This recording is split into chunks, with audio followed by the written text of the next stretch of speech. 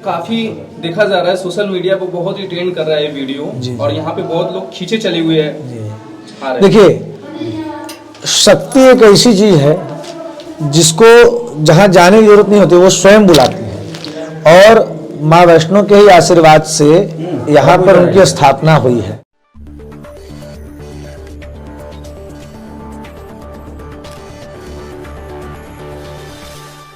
महादेव की नगरी काशी में माता वैष्णो देवी का दिव्य दर्शन हो रहा है। जैसा कि दोस्तों आप ये माता रानी का दर्शन कर सकते हैं और इस वीडियो में आपको हम ले चलने पूरा विस्तार से बताने। नमस्कार दोस्तों, आप सब देख रहे हैं अनमोल बनारस यूट्यूब चैनल। दोस्तों इस समय मौजूद है हम आशापुर चौराहे पे। दोस्तों आज की वीडियो में आपको ले चलेंगे माता वैष्णो देवी का दर्शन कराने और आसान रास्ता कौन सा है वो चल रहे हैं आप लोगों को हम दिखाने। जैसा कि दोस्तों आप देख सकते हैं ये आशापुर चौराहा है और ये रोड चला जाता है सीधे सारनाथ की तरफ। हम सारनाथ की तरफ नहीं जाएंगे, आशापुर चौराहे से सीधे हम उस वाले रोड पे चलेंगे।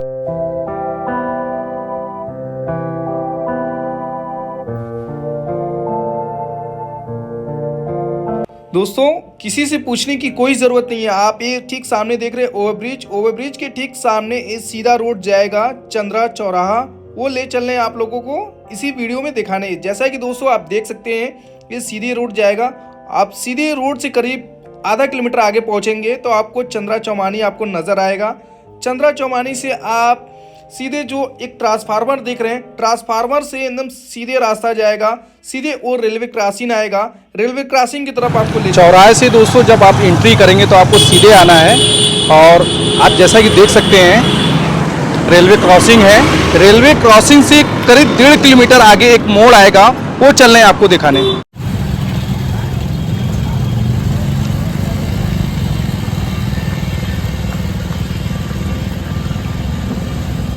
सीधे रोड से जब आप दोस्तों अंदर एंट्री करेंगे तो आपको 3 मोड़ आपको नज़र आएंगे। तो आपको किधर जाना है वो आपको हम एकदम आसान तरीका बता रहे हैं दोस्तों। आप यहाँ पे आएंगे तो आपको सामने एक बैनर लगा हुआ मिलेगा, श्री माता वैष्णो देवी पिंडी स्थापना। और ये देखिए स्थापना दिनांक 15 फरवरी को ये हुआ था। आपको ले चल रहे हैं वो स्थान पर। ये देखिए यही रास्ता है, आप उस साइड मत जाइएगा ना इस साइड जाइएगा, आप इस वाले रास्ते से जाइएगा आसान से।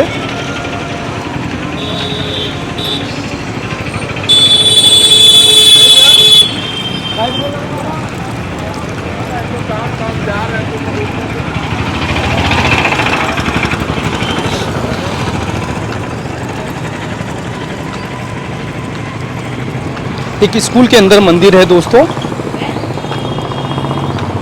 श्री ब्रह्मचारी संस्कृति महाविद्यालय है, इसी के अंदर है दोस्तों।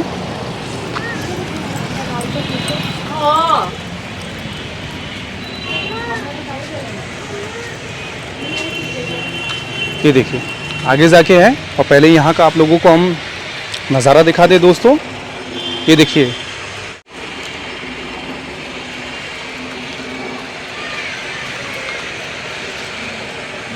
देखिए दोस्तों नवग्रह मंडप है दोस्तों और ठीक सामने जो आप देख रहे हैं माता वैष्णो देवी का मंदिर है और गुफा के अंदर आप जाएंगे साक्षात माता वैष्णो देवी का दर्शन करेंगे।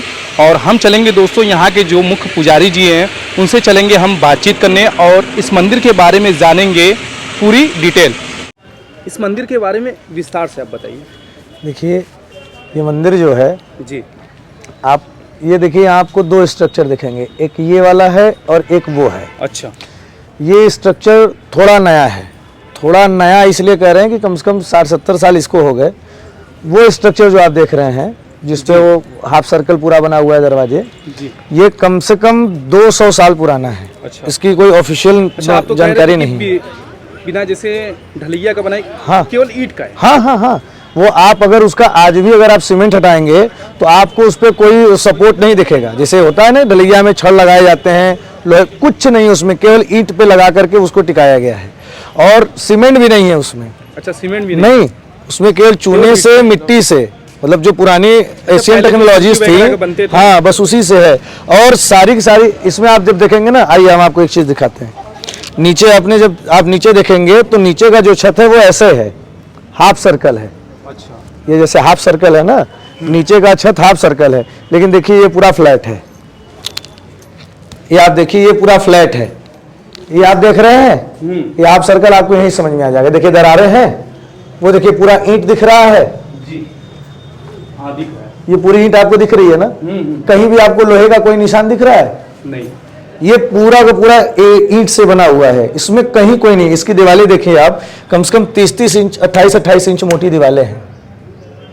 और ये कब का बना है इसका कोई ऑफिशियल जानकारी किसी के पास नहीं है, लेकिन हाँ हमारा जो विद्यालय है वो 1905 का है, संस्कृत महाविद्यालय 1905 का है। उससे कम से कम 100 वर्ष के आसपास के पहले का बना हुआ है ये। और इसमें जो गुफा बनी है वो उसी समय की है। यहाँ चतुरानंद जी महाराज के समय से ये सारी चीजें चल रही हैं। 4 गुरु रहे, चतुरानंद जी महाराज, जगदीशानंद जी महाराज, उसके बाद फिर और लोग आए। यहाँ सबसे आखिरी जो गुरु रहे हैं वो आप कह रहे हैं सोमनाथ जी महाराज, और वो तपस्थली विशेष रूप से उन्हीं के नाम से ये जानी जाती है, क्योंकि सबसे आखिरी गुरु रहे और सबसे लंबे समय तक रहे। अच्छा, कुएं के बारे में बता रहे थे आप क्या? जी आइए आपको कुआं भी दिखाते हैं। ये जो कुआं आप देख रहे हैं, ये कुआं लगभग 18 साल में खुदा गया है। 18 साल में खुदा 18 साल में, इसलिए 18 साल में खोदा गया कि साल में केवल एक बार इसकी खुदाई होती थी। मुख्य नक्षत्र जब आता था तो उस समय महाराज जी इसकी खुदाई करवाते थे, और उसमें भी विशेष मुहूर्त, कभी 8 घंटे का मुहूर्त मिला तो कभी 2 घंटे का मिला तो कभी 4 घंटे का मिला। उतनी देर में बस खुदाई होती थी, उसके बाद खुदाई बंद, फिर अगले साल के लिए। और वो जो सामने है ये राम दरबार है हमारा, यहीं पे हमारी रामलीला होती है। अच्छा, यहाँ की रामलीला भी लगभग मान के चलिए तो 150 से ज़्यादा पुरानी है, क्योंकि हमारे दादा परदादा भी यहाँ पे रामलीला में करते हुए आ रहे हैं। हर साल होता है? जी हर साल होता है रामलीला। रामलीला आपका शुरू होता है, जो शारदीय नवरात्र है उससे 3 दिन पहले शुरू होता है, 4 दिन पहले, जिस हिसाब से तिथियों की घटी बढ़ी रहे 3 से 4 दिन पहले शुरू होता है। और ये जहाँ भगवान विष्णु की फोटो लगी है, इसके पीछे तांबे पे श्री राम दरबार का संपूर्ण चित्र उकेरा गया है। और वो जो 3 आप सीढ़ियाँ देख रहे हैं ना, ये 3 सीढ़ियाँ तीनों लोगों की हैं। तीनों लोगों की? जी, इनकी मान्यता यह है कि जब महाराज जी जो ब्रह्मचारी जी थे, इन्होंने जब इस सिंहासन का निर्माण कराया तो इन तीनों सीढ़ियों में तीनों लोगों के जो मूल मंत्र थे, उन मूल मंत्रों को लिखवा करके तामपत्र पे गुदवा करके उसमें लगवाया है। अच्छा, वो जो सामने दृश्य दिख रहा है नवग्रह मंडप, उसके बारे में बताइए। यह नवग्रह मंडप भी अपने आप में बनारस की एक धरोहर के रूप में है।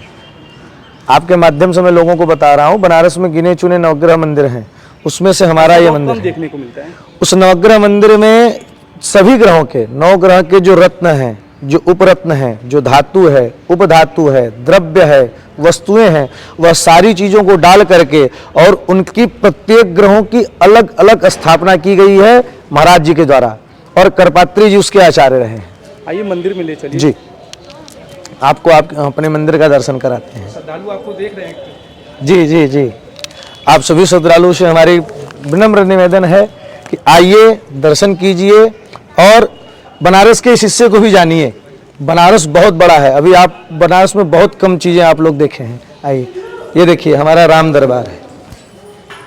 भगवान राम की अति सुमनोहर छवि जो यहाँ पे, ये लगभग 50 वर्ष पहले प्रस्तावित की गई थी, और आज जाकर के ये पिछले साल इनकी स्थापना हुई है।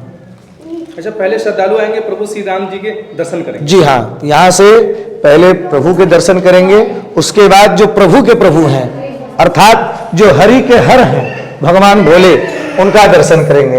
ये देखिए, और यहाँ संपूर्ण शिव परिवार विराजमान है। सामने आपके बाबा भोले, उनके पीछे माँ गौरी हैं। जी जी, इधर देखिए गणेश जी महाराज हैं, इधर कार्तिकेय जी महाराज हैं, यहाँ माँ काली हैं, भगवान शंकर के पैरों को नीचे लेकर के, और भगवान नंदी जी महाराज हैं। और इस कक्ष में अगर हम आपको लेके चलें तो वास्तुकला का ये इतना सुंदर उदाहरण है कि आप ऐसा कक्ष, इस कक्ष को सर्वतोभद्र मंडल बोलते हैं। क्यों बोलते हैं उसकी जानकारी हम आपको दे दें। अब इस कक्ष को एक बार आप ध्यान से देखिए, चारों कोने पे ये देखिए, एक दरवाजा जी, 2 खिड़कियां, 2 ताखे, एक दीवार पे, अब दूसरे दीवार पे आइए, यहां भी एक दरवाजा, 2 ताखे और 2 खिड़कियां यहाँ भी थी, जिसमें गणेश जी और कार्तिकेय जी क्रमशः बैठे हुए हैं। यहाँ आइए, 1 दरवाजा, 2 खिड़कियां, 2 ताखे। यहाँ आइए, ये भी दरवाजा था, बंद कर दिया गया है, माता की स्थापना की गई है। 1 खिड़की यहाँ है, दूसरी खिड़की से रास्ता है। अच्छा, इसके अंदर डेकोरेट भी बहुत अच्छा किया गया है। जी, ये देखिए, ये सारी चीजें जो हैं, ये सब पूर्व की है। यह सर्वतोभद्र मंडल है, इसके 4 दरवाजे हैं, चारों दरवाजों को मिलाकर के 8 खिड़कियां हैं और चारों दीवारों को मिलाकर के 8 ताखे हैं। भविष्य में यहाँ नवरात्रि में, जो अभी चैत्र नवरात्रि आ रही है, आप अगर देखेंगे तो समझेंगे कि माँ की स्थापना हो चुकी है। अब एक 8 ताखों पे 8 दुर्गाओं की और स्थापना होती है। 8 में आपकी प्रथमम शैलपुत्रीम च, द्वितीयम ब्रह्मचारिणीम, तृतीयम चंद्रघंटेति, कुष्मांडेति, चतुर्थकम पंचमम स्कंदमातेति, षष्ठम कात्यायनीति च, सप्तम कालरात्रेति, महागौरीति चाष्टमम, नवमम सिद्धिदात्री च। तो इन सभी ताखाओं पे इनका निर्माण ही महाराज जी ने लगता है उस हिसाब से किया था कि भविष्य में हम लोगों को ऐसी प्रेरणा मिले कि उनके द्वारा जो रह गया कार्य हो वो यहाँ की जनता है, यहाँ के जो भक्तगण है वो पूरा करें। अब माता रानी के दर्शन आइए आपको माता के दरबार में लेके चलते हैं। वैष्णो देवी गुफा में हम लोग पहुंच गए हैं।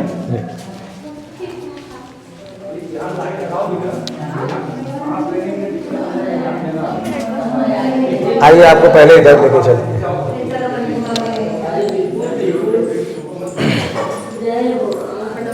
राम राम।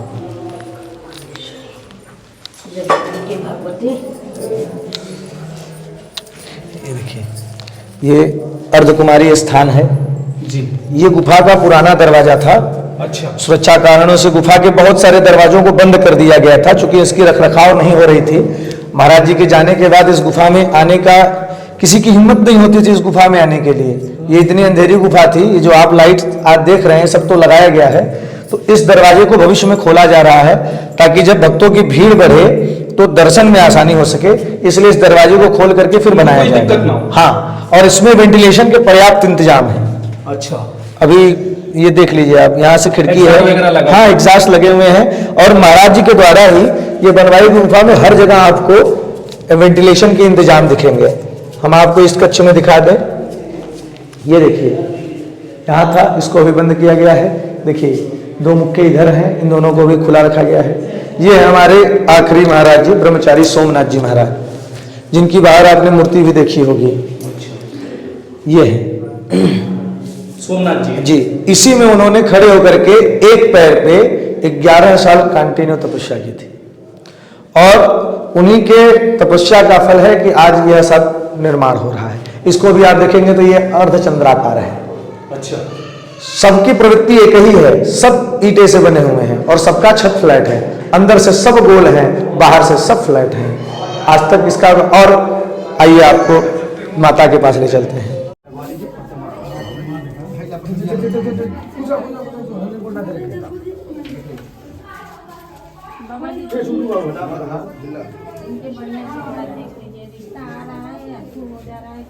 माता पे विश्वास अच्छे हो जाएगा। आप लोगों ने माता जी का दर्शन किया।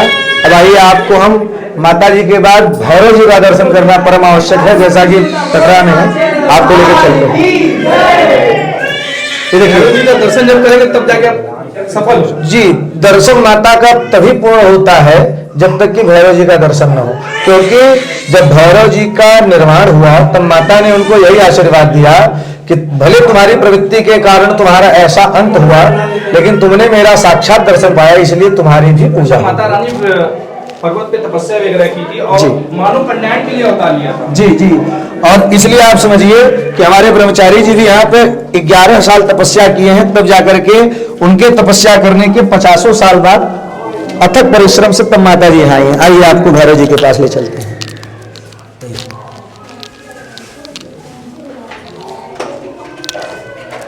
जी हाँ, भैरव जी की स्थापना है। इसमें भी आप देखेंगे तो ये भी पूरा सब पास के लोकल भी आ रहे, दूर से भी आ रहे लोग यहाँ पे। देखिए, यहाँ पे अभी तक जो प्राप्त जानकारी जिन जिन लोगों से हम लोगों की बात हुई है, पूर्वांचल का अभी तक इस 10 दिन में पूर्वांचल का ऐसा कोई जिला नहीं बचा जिस जिले से लोग यहाँ नहीं आए हैं। यहाँ तक कि अभी हमारे पास पुणे से भी आएंगे लोग। गाजीपुर चंदौली से भी आए? संपूर्ण पूर्वांचल की बात कर रहे हैं हम। हमारे यहाँ गोरखपुर से आ चुके हैं, सोनौली बॉर्डर से आए हैं, और बनारस में जो टूरिस्ट आ रहे थे बाहर से, साउथ से एक टीम आई थी। उसके बाद से अभी तक हमको लग रहा है कि लगभग सैकड़ों ऐसे श्रद्धालु हैं जो केरला से और आपका तेलंगाना से, यहाँ आपके हरियाणा से, हिमाचल से, जो भी बनारस में आ रहे हैं, जिस हिसाब से जान रहे हैं वो आ रहे हैं यहाँ पे। भगवान बजरंग बली का जी, अभी यहाँ देख लीजिए, यहाँ थोड़ा सा ये आंवले का पेड़ है। अच्छा, अक्षय नवमी के दिन के लिए यहाँ की व्यवस्था है, बहुत पुरानी व्यवस्था है। बचपन से हम लोग यहीं पे अक्षय नवमी के दिन बाटी चोखा लगा करके, जो एक मान्यता रही है, विशेष रूप से बनारस में तो बाटी चोखा बहाना चाहिए होता है, तो उसके लिए ये स्थान है। इस मंदिर के बारे में बताइए आप। जी आइए, सामने से दर्शन करते हुए। आप कह रहे थे कि शनिवार को यहाँ पे भक्तों का तांता लगा। बहुत भीड़ लगती है, क्योंकि आप बाहर से ही समझ जाएंगे।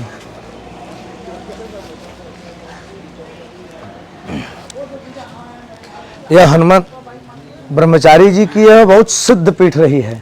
हनुमंत लाल जी महाराज का यह जो विग्रह आप देख रहे हैं, इस विग्रह के पुरातत्व की जानकारी दोनों विग्रहों की किसी को नहीं है। अभी देखिए, परसों का श्रृंगार हुआ है रविवार का। हनुमान जी की जो मूर्ति है, इनका गला थोड़ा सा आपको टेढ़ा दिखेगा। अच्छा, हमारे यहाँ एक बड़ी सुंदर मान्यता है और उसका प्रत्यक्ष प्रमाण भी है कि हमारे यहाँ जो भी हनुमान जी बनते हैं रामलीला में, इस चेहरे को आप देख लीजिए, और जो हमारे यहाँ हनुमान जी की अष्टधातु की जो चेहरा है अष्टधातु का, उस चेहरे में आपको एक समानता मिलेगी। और जो भी व्यक्ति उस चेहरे को पहनता है, उसका भी सर जिस प्रकार से इनका झुका हुआ है, इस तरीके से उस चेहरे को पहनने वाले का भी मुंडी इतनी झुक जाती है, बस तब तक जब तक कि चेहरा उसके गले में है। और यहाँ आज तक जिन भी लोगों ने जो भी मन्नतें मांगी हो, वह सब पूर्ण हुई हैं भगवान की कृपा से। इसलिए शनिवार को यहाँ इतनी भीड़ रहती है कि आपको यहाँ बैठने के लिए जगह नहीं मिलेगी। ये भगवान शंकर का एक दूसरा मंदिर आप देखें, वो लगभग 50 साल पुराना, और यह मंदिर जो ये तीनों मंदिर हैं, इनके पुरातत्व का कोई जानकारी नहीं, क्योंकि इनकी भी व्यवस्था जो है वो महाराज रंगील दास के समय की है, जबकि ये पोखरा खुदवाया गया है। पोखरा सामने दिख रहा है। जी जी, जीर्णोद्धार इसका भी हो गया है। जीर्णोद्धार इसका होना अभी बाकी है। अच्छा, होना बाकी देखिए, है। अभी आपको दिखाएं तो कुछ काम चल रहा है। अभी इधर घाट बन गए हैं, ये पूरा लेन कंप्लीट हो चुका है घाट का। उधर थोड़ा सा अभी काम चल रहा है। अच्छा, सरकार से मांगा गया है, सरकार से निवेदन है कि अगर नजर पड़े तो इसके 3 घाट अभी बचे हुए हैं, और अगर आप देखेंगे तो इसके खंडहर आपको दिखेंगे। यह पहले के समय बहुत विकसित घाट था। वो देखिए आप, ये देख रहे हैं, ये पहले के घाट के अवशेष हैं। यह घाट जो है बहुत आस्था का केंद्र है। यहाँ छठ पर्व बहुत धूमधाम से मनाया जाता है, और छठ के समय यहाँ लगभग 20-25 हजार व्यक्तियों की भीड़ होती है। अब तो ये स्थिति हो गई है कि छठ मनाने के लिए यहाँ हमारे पास स्थान नहीं बचता है, लोग ऊपर लगा करके अपना रखते हैं। इसलिए निवेदन है सरकार से कि अगर फंड मिल सके तो इसका संपूर्ण जीर्णोद्धार कराया जा सके, जिससे कि यहाँ के व्यक्तियों को सुविधा हो सके। और तालाब अब तो खत्म हो रहे हैं, हम तालाब संरक्षित करने के लिए पड़े हुए हैं। सरकार थोड़ा सा मदद कर दे, क्षेत्रीय लोग भी मदद कर रहे हैं, तो इस तालाब का अच्छा सुंदरीकरण हो जाए। आइए आपको एक अद्भुत मंदिर दिखाते हैं। ऐसा मंदिर आप बहुत कम देखे होंगे। जैसा कि आपने रामनगर में हनुमान जी को देखा होगा, उसी प्रकार से बटुक हनुमान जी हैं यहाँ हमारे। इनका नाम है बटुक हनुमान जी, बाल स्वरूप में हैं, बहुत छोटे से हैं, और इनकी मूर्ति भी कितनी पुरानी है ये किसी को नहीं पता। आर्कियोलॉजी सर्वे इंडिया से भी लोग आ चुके हैं, बीएचयू के पुरातत्व विभाग से भी आ चुके हैं, लेकिन अभी इनकी पुरातत्व की जानकारी किसी को नहीं हुई। क्यों नहीं हुई, आपको वो भी दिखाते हैं।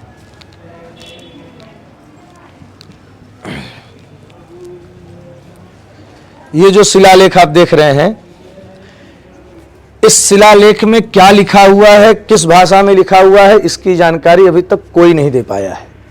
यहाँ तक कि एएसआई की टीम भी एक बार आई थी, हम लगभग 10 साल हो गए होंगे, थोड़े छोटे थे हम लोग, उनको भी नहीं पता चल पाया कि ये क्या लिखा हुआ, इसकी लिपि की पूरी जानकारी नहीं। बीएचयू से भी लोग आए, उसके में भी नहीं पता चल पाया।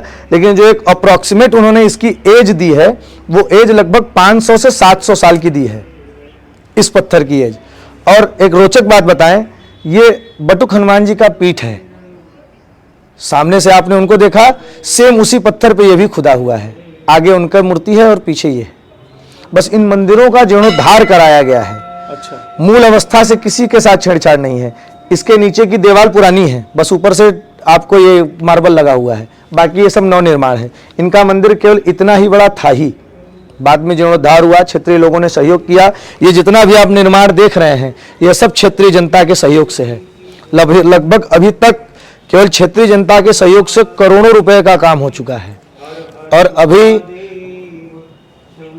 भगवान राम की स्थापना से पहले हमारे यहाँ भगवान राम स्थापित हुए, और यही भगवान से प्रतीक्षा है कि कृष्ण लीला के समय में ऐसा न करें, क्योंकि हम लोग भी राधा कृष्ण की प्रतीक्षा कर रहे हैं। राधा कृष्ण की स्थापना करने का विचार इसी खंड के बगल में कर रहे हैं। ये सब स्थान का ही है। इसके पीछे भी जो जमीन है वो कुटिया की है, और अभी हम लोगों की प्लानिंग है, भगवान का ऐसा हुआ आदेश हुआ है कि राधा कृष्ण की यहाँ स्थापना हो जाए। हम तो प्रभु से मना रहे हैं कि यहाँ स्थापना होने से पहले द्वारिका में भगवान आ जाएं, मथुरा में भगवान जय जय कृष्ण हो जाए, तब उसके बाद यहाँ स्थापना हो तो और आनंद आएगा। इस मंदिर में पूजा वगैरह श्रद्धालुओं को कराना पड़ेगा, तो बुकिंग कैसे कर पाएंगे? देखिए, अगर यहाँ 2 प्रकार के फिलहाल में कार्यक्रम चल रहे हैं। एक तो आपका शनिवार का हो गया हनुमान जी का श्रृंगार, जो कि उनकी बिजी शेड्यूल है, इसके लिए आपको मंदिर पर संपर्क करना होगा। और दूसरा होता है संपूर्ण मंदिर का श्रृंगार, माँ वैष्णो का हो गया, राम जी का हो गया, जिन जिन मंदिरों को आपने देखा, उसके लिए आपको मंदिर पे श्रृंगार के डेट से कम 15 दिन पहले संपर्क करना होगा। और संपर्क करने के बाद आपको आपकी टाइमलाइन दी जाएगी, उस हिसाब से आप आएंगे तो आपका श्रृंगार पूजन जो भी होगा वो सब यहाँ व्यवस्थाएं हो जाएंगी, उसकी कोई दिक्कत नहीं। आरती कितनी बजे होती है? यहाँ देखिए, सुबह में आरती होती है लगभग 5:30 बजे, मंगला आरती होती है भोर में। उसके बाद 5 बजे पहले मंदिर खुलता है, साफ सफैया करके 5:30 बजे तक मंगला आरती। दोपहर को भोग लगाने के बाद मंदिर को 12 बजे बंद कर दिया जाता है। पुनः 1 बजे मंदिर खुलता है, फिर भगवान की आरती होती है। और शाम को जो शयन आरती होती है वो अति भव्य तरीके से 8 बजे होती है प्रतिदिन सबकी आरती, और 5 बजे संध्या काल की आरती होती है। 4 आरती, शयन आरती 8 बजे रात को होती है। 8 बजे रात को। 1 मार्च से उसका समय बदल रहा है, 1 मार्च से वो 9 बजे हो जाएगी, क्योंकि ठंडी को देखते हुए 8 बजे कर दिया गया था, अब गर्मी के समय में 9 बजे तक हो जाएगा। और मंदिर वही सुबह करीब 5:30 बजे से रात्रि मंदिर आपका मान के चलिए कि 5 बजे रेडी हो जाएगा, 4 बजे खुलने की व्यवस्था हो रही है 1 मार्च से। रात्रि कितने बजे तक? रात्रि 9 बजे तक। 9 बजे। बीच में बस 1 घंटे का ब्रेक है, 12 से 1। ब्रह्मचारी सोमनाथ जी महाराज हैं जी। और एक तरीके से कहे तो इस स्थान के जो सबसे आखिरी प्रेरणा स्रोत रहे हैं वो यही रहे हैं। और आपको इनकी समाधि के बारे में बता दें, इसी चबूतरे के अंदर इनको समाधि दी गई है। सशरीर समाधि है इस चबूतरे के अंदर, और ऊपर उनकी मूर्ति लगी हुई है, नीचे शरीर के साथ ही उनको समाधि दी गई। कितने 100 साल पहले किया गया? ये नहीं 100 साल नहीं, इनका लगभग 92 के आसपास में इनकी निर्माण इनका हुआ। 1992 जी, 1992। लेकिन जो हमारे प्रथम परंपरा, ये स्थान हम आपको बता दें लगभग सन 1600-1700 ईस्वी से लगातार धर्म के लिए यह स्थान कार्य कर रहा है। प्रियंका अग्रहरी। इस मंदिर के बारे में कैसे पता चला आपको? मैंने इसका वीडियो देखा था यूट्यूब चैनल पे। अच्छा। जी। और यहाँ तक आने में आपको क्या क्या रास्तों का सामना करना पड़ा? खोजने में बहुत दिक्कत हो रहा था? नहीं, कोई प्रॉब्लम नहीं है। अच्छा, कोई दिक्कत नहीं? नहीं, इसमें लोकेशन और वो एड्रेस डाला हुआ था, उसी से हम लोग यहाँ अच्छा। तक पहुँचे हैं। आप तो जम्मू गई हैं वैष्णो देवी दर्शन? जी जी। और वहाँ से यहाँ से कैसा आपको दर्शन मिला? अच्छा फील हो रहा है, अच्छा लग रहा है यहाँ आके मंदिर में दर्शन करके।